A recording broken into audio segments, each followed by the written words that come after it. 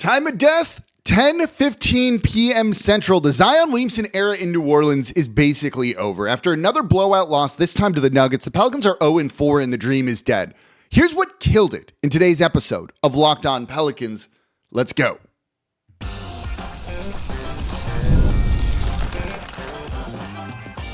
You are Locked On Pelicans, your daily New Orleans Pelicans podcast, part of the Locked On Podcast Network, your team every day. Welcome to another edition of Locked On Pelicans, the daily podcast covering your favorite team, the New Orleans Pelicans and NBA, part of the Locked On Podcast Network, your team every day, available wherever you get your podcasts and available on YouTube. I'm your host, Pelicans Insider, credential member of the media, Jake Madison, at NOLA Jake on Twitter, here with y'all on this Thursday. It's an angry cast, y'all. This is not going to be kind to anybody associated with this Pelicans team after a blowout loss, really just awful, 122-88 to the Denver Nuggets. It's time to fire head coach Willie Green. They need to truthfully consider firing Joe Dumars as well and just blowing up the roster too. This era is done, and it's this game where I feel you can basically officially say it is over. We're going to get into all of this in today's episode of Locked On Pelicans. And of course, thank you for making Locked On Pelicans your first listen today and every day. We are here Monday through Friday, the number one Pelicans podcast covering everything you want to know about this Pelicans team. So please subscribe wherever you get your podcast. Join over 11,000 Pelicans fans on YouTube as well and become an everydayer. That means you listen Monday through Friday to Locked On Pelicans. You're going to want to be tuned in over the next couple of days, I think, to Locked On Pelicans because yeah, there's going to be a lot coming, I think. There's going to be a lot of fallout from this loss here, and it wasn't pretty. This is about as bad as it gets. So don't forget, you can also watch us on the Gulf Coast Sports and Entertainment Network. There's over 12,000 Pelicans fans subscribed on YouTube as well. It's over. It's game 4 of the season, and it feels over. That's sad. That's pathetic. Right now, the Pelicans are the laughingstock of the NBA. That third quarter, Pelicans in this one against the Denver Nuggets, down 6, close the first half on a 12-0 run. Down 6, get blown out. Blown out in the third quarter, 39-11. 39-11. That's pathetic. This isn't acceptable, particularly after you saw a similar thing against a bit of a shambling Boston Celtics team. Look, you have to fire Willie Green at this point. Nothing personal. He is a truly nice guy. But you can't have this happen. You're 0-4, staring down 0-6 at the end of this 3-game road trip, and you're not even competitive anymore. This offseason, we heard the word accountability a lot. We heard Joe Dumars, more on that guy in the next segment here. We heard him preach about we're going to be competitive, we're going to fight, we're going to play hard. You didn't see any of that in the past 2 games. There was no competitiveness. Again, you hear the word accountability. Where is the accountability for the head coach when the team repeatedly comes out in this? And look, you can't make players make shots and do some of this. They're human beings with agency. But at a certain point, this has been a trend. This is not the first time this season it's looked like this. This is not the first time in Willie Green's tenure it has looked like this. This isn't acceptable anymore. The simplest move you can make is firing your head coach, and he's your scapegoat for the time being. I don't think it'll change much. I don't think it will change much. There's a lot going on with this team. Jordan Poole's playing terribly. Trey Murphy, for the talk of being an all-star this year, has looked so far from that.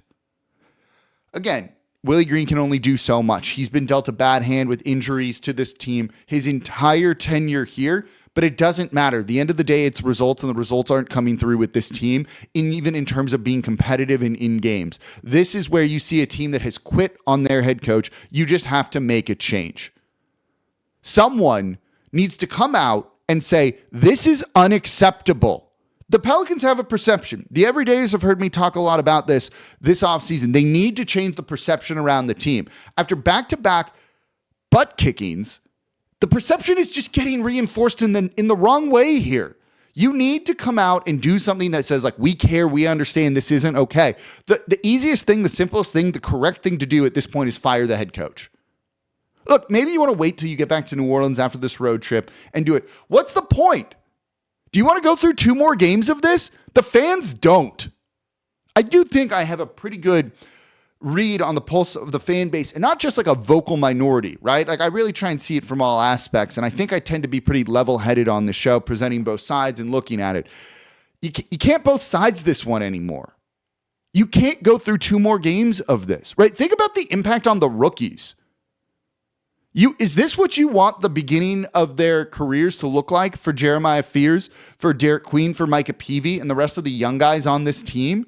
No, that stuff matters. Being in a losing situation permeates you for a long time. This is basically saying like, it's okay, we don't care. You can't have the rookies thinking that. You can't do that. You see it in the attitude of the team. They look like they have quit. Gail Benson really stepped in to fire Dennis Allen once she started talking to the players, the Saints, and realizing like how much they were like, this isn't it, and like really heard from them. You don't even need to talk to the Pelicans players right now. You can see it. You can see it in their attitudes on the court. And this isn't only on Willie Green, right? I said in a sense he's a scapegoat here. He's got plenty of blame here. Joe Dumars has a ton with the way that this team has been managed to start his tenure. But you're not going to fire the GM right now. You can't trade away the players or change much of that at this point in time. This is what you do. This is how you triage the situation. You fire head coach Willie Green. It's time. It shouldn't be when you get back to New Orleans. It should be we make the change here. Look, you even get the benefit of, if you do it on the road, there's less New Orleans media there. They're not traveling to ask questions. You kind of get a break from it all, and you can let some of this die down. And by the time you come back to New Orleans, you have your interim coach, and that's the story all of a sudden. You can kind of like wait this out, weather the storm on the road, then come back, and you at least have time to like plan for it. I'm not traveling with the team, right? No one really does. So you have this opportunity to kind of do this and get away from it for a little bit, which actually could be a good thing. But they need to make a change now. It's time. It's straight up time. Because this era is done. I don't see how you come back from this. There's nothing about the way the team has played so far this year that should really give you a lot of hope that like they will actually turn things around. Yesterday's show, the Everydayers heard it. Here's some things they can fix that'll really improve them. And they did none of those things, right? They didn't figure out how to use Jordan Poole, Trey Murphy. They made a starting lineup change. Poole on the bench, Misi on the bench, starting DeAndre Jordan. Didn't work. You don't have answers right now with the roster. So you need to do something, and you need to send the message that this is unacceptable, because right now you're reinforcing not the stereotype. You're just reinforcing the idea that, hey, this is okay. This is who we are. We don't care. Do something that shows you care. That's what the Pelicans as a franchise need to do right now. Start to change the perception, and it means 0-4 in the way you've looked over these past 2 games isn't okay. Look, Denver's good. Or like a dark horse of mine. Like I think they have, look at their odds to get out of the Western Conference. They're going to be really good. I like this team. It doesn't matter. You can't lose that badly. Not after preaching competitiveness all offseason where you don't look competitive in the past 2 games. In the first half of this one, when Jokic was on the bench, they went on they were +9 when Jokic was on the bench in the first half of this game, in really just the second quarter.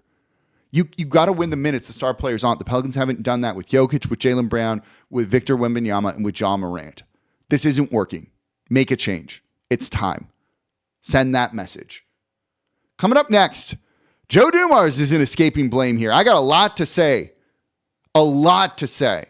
That's coming up here next in today's episode of Locked On Pelicans.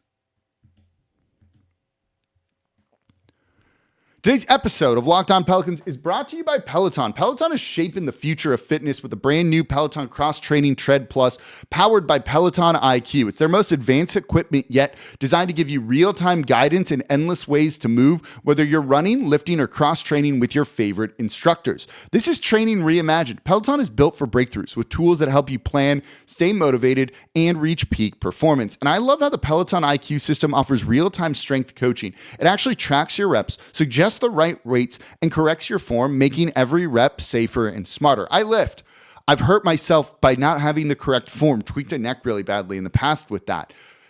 Get someone correcting your form, make your weight training just safer, avoid injury. And if you're new to this, if you've been scared to start, this is a great way to do it. Look, working out on Peloton, you got some frustration with this team, channel it into your rides, into your weightlifting. The swivel screen, by the way, is a game changer. You can go from running on the Tread Plus to strength training without missing a beat. So let yourself run, lift, flex, and push forward. Explore the new Peloton Cross Training Tread Plus today at onepeloton.com. And thank you for making Locked On Pelicans your first listen today and every day. We are here Monday through Friday, the #1 Pelicans podcast, covering everything you want to know about this Pelicans team. So please subscribe wherever you get your podcast. Join over 12,000 Pelicans fans on YouTube as well, and become an everydayer. That means you listen Monday through Friday to the Locked On Pelicans podcast. And if you're an everydayer, let me know in the comments down below. Let me know how you're feeling about the team. It is a safe space in the YouTube comments. Don't forget, you can watch us on the Gulf Coast Sports and Entertainment Network every weekday at 10:30 a.m. as well. New starting QB for the Saints, Ross Jackson of Locked On Saints. Make him your second listen today. What's Silas Shook going to look like? Are they committing to him long term? Hopefully, yes, or at least the rest of the season. Locked On Saints, make that your second listen today. So let's keep talking about it's done for New Orleans, right? It's game 4 of the season, and it's like, yeah, it feels done. It really, truthfully feels like that. I don't think it's hyperbole to say they look like the worst team in the league, that they're the laughingstock of the league right now. You know, it's one thing to be a laughingstock because of your play on the court. It's another thing because of like the mismanagement that has happened here, and there has been a lot of that. And we're going to frame this around things that Joe Dumars has said, because I think that's important here. Let's go by what he set as the expectations, not what like our individual expectations were. Let's go by what Joe Dumars said. And so what we're going to do in this game is not look at the third quarter, because truthfully, there's no point in is not look at the fourth quarter. There's no point of looking at that in this game, because the game was over and it was garbage time before then. I'm trying to pull up the stats that they might not have updated yet. Let me see if I can get it another way here. So something to look at with this team in this game, the blowout loss to the Denver Nuggets. Let's go through it with what Joe Dumars said, right? You know, one thing he preached all offseason, we just talked about it in the last segment, competitiveness. This team was going to be competitive. Might not win every game, but we are going to be competitive. Nope. They're not. They weren't competitive in this one. They weren't competitive against Boston. They had stretches of being competitive against Memphis and the San Antonio Spurs. But again, you're not even winning the minutes when the star players are off the court. You're not that competitive here. This team was not competitive. You lost the third quarter 39-11. That's not competitive. Joe Dumars talked about depth. That's how we're going to win. That's going to be an important thing here. If you look at it through the first 3 quarters of this game, Denver gave up in the fourth quarter, bench players played, so it skews the data here. The best bench player for New Orleans was a -13 in the first 3 quarters of this game. -13. So your depth didn't do it. Your depth hasn't done it. Otherwise, you would win those minutes when the star players are on the bench for your opponent. So depth, failure there. Competitiveness, failure there. He doubled down on Zion Williamson, right? Said there was no mandate to trade Zion Williamson. So by him saying that, that's him saying, hey, I want Zion on the team. I want Zion. I believe in Zion. If you're going to say there's no mandate, I'll take you at your word. So him saying there's no mandate to trade Zion Williamson or anything like that, or even keep him, says, I wanted to keep this guy. Okay. The reporting was there was a mandate to trade him. He said he wanted Zion Williamson. 11 points on 4 of 8 shooting in 26 minutes. He had no impact on this game. Positive at all. No impact, right? That's not good. So you went all in on Zion and it hasn't worked here. You haven't won, and he's played 3 of the 4 games. Build a roster that's a little bit better around him, maybe. I don't know. It didn't work here. You know, you double down on Zion and it hasn't, then he's got to deliver wins. It's as simple as that here. You know, he talked about culture a lot. Culture. We're going to build a great culture. Look, this team the past 2 games have come out with no energy. Just not the right type of like mentality, energy, or anything like that. Culture is supposed to fix that. That means you come to play every single night. It ties into the competitiveness. They didn't have that. Look at the frustration on the bench. Look at the frustration from the players on the bench. Isn't culture supposed to help with that? What culture right now? You also look at it with, how do you change this team? Giving DeAndre Jordan, look, cool, he started, a fully guaranteed deal when there was no one they were competing with for him. He was a minus 21 tonight in 12 minutes of action. That's the guy you gave a fully guaranteed deal to? It's not a shot at DeAndre Jordan, but he was at home on his couch. You didn't need to do that.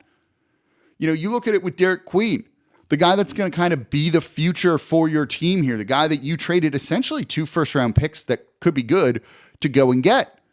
He played 14 and a half minutes. He had 4 points, 8 rebounds, was a -5 at the end of things. Through the first 3 quarters, he played like 6 minutes. That's the guy you gave up a ton of stuff to go and get. This is organizational mismanagement. The 2 timelines approach, I've been saying that, doesn't work in the NBA. It doesn't work in the NBA. And this is what the team has attempted. We have enough like data and examples that doesn't work. Derek Queen's not going to help him win games right now. Look, I love Jeremiah Fears. I'm as big of a Jeremiah Fears guy. If y'all know me, you knew I was big on him going into the draft, right? If you've been a longtime listener or you listen this offseason. Thought he was great. 21 points on 10 of 15 shooting. Cool. -12. It's not going to help you win games right now. They will look good. They will win games for you in the future, but you don't then trade away next year's future first-round pick for this season. Their approach to drafting, to free agency, the guys they sign with Troy Weaver is very predictable. And look, maybe, draft who draft the players you're comfortable with. There's something to be said for that. I do believe there's something to be said for like going and getting your guy. Absolutely here. But it's a text. And this isn't working, right? Like, at the end of the season, if they have one of the worst records in the league and you give up, even before the lottery shakes out, like a top 4 pick to the Atlanta Hawks, Joe Dumars needs to be on the hot seat because all of the things that he had said, competitiveness, depth, the young guys, Zion, none of that's working right now. Everything you were like, here's what we're going to do. This is my game plan to fix the Pelicans. Hasn't worked. Joe Dumars, fire Willie Green right now, but he needs to be on the hot seat because there's no reason to believe that if this is how it started, that it will get better. Now, could be. We're rooting for Joe Dumars here. No reason not to root for everybody on this team. But if you're looking at to try and say like, oh yeah, I feel good about the direction of the team, that you shouldn't, truthfully, right now. This franchise needs to develop some awareness about where they are, who they are in the moment, and that is not something that they do. You have everyone being like, you're this, and they're like, no, we're this. There's probably some meme about this, right? And they need to have some awareness about where this team stands, who this franchise is, and really work hard to fix that. Saying you're going to be competitive, right? Jordan Poole was like the guy they went to go and get. When they traded for him, and I still don't even hate the trade, right? CJ hasn't exactly played well in Washington here. When you look at, that in the post, the media availability after the Jordan Poole trade, Joe Dumars is like, one of the first things Troy Weaver did was come to me like, you paid attention to Jordan Poole because I think he's your kind of guy. Look, I like Poole. Really nice guy, like kind of fun to have on the team. He was 2 for 11 tonight for 9 points, and he's a -35. He has not played particularly well. He has not been what they wanted him to be.